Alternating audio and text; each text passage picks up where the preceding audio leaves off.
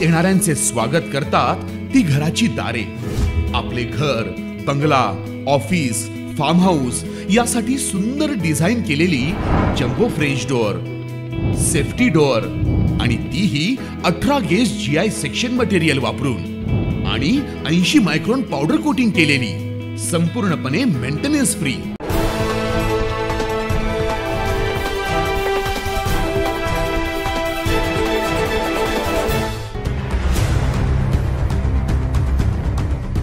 नाशिकात तरुणावर जीवघेणा हल्ला। नाशिक शहरासह परिसरातील मागील काही दिवसांपासून गुन्हेगारी वाढत चालली आहे। पंचवटीतील विडी कामगार नगरमधील 25 वर्षीय तरुणाची हत्या झाल्याची घटना ताजी असतानाच रविवारी सायंकाळी 7:30 वाजताच्या सुमारास शहरातील छत्रपती शिवाजी भाजी मार्केट या परिसरात असलेल्या गार्डनमध्ये एका 22 वर्षीय तरुणावर 2 ते 3 जणांच्या टोळक्यानं धारदार शस्त्राने प्राणघातक हल्ला केल्याची घटना समोर आली आहे। मयूर सावंत असा हल्ला झालेल्या तरुणाचं नाव आहे।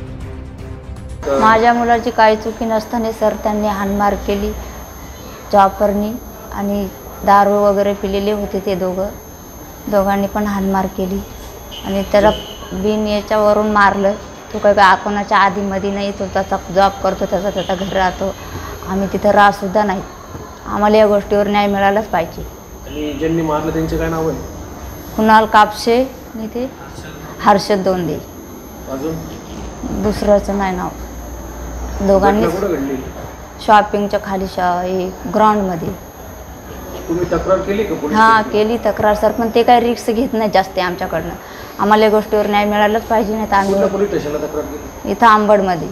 आज 5 दिवस झाले आमचं पेशंट एवढं सिरियस आहे तरी पण ते आमची रिक्स घेत नाहीत। सध्या त्याच्यावर जवळच्या खाजगी रुग्णालयात उपचार सुरू आहेत। पूर्व वैमनस्यातून हा हल्ला झाल्याचं बोललं जात आहे। पुढील तपास अंबड पोलीस ठाण्याचे पोलीस उपनिरीक्षक दीपक बागुल करतात।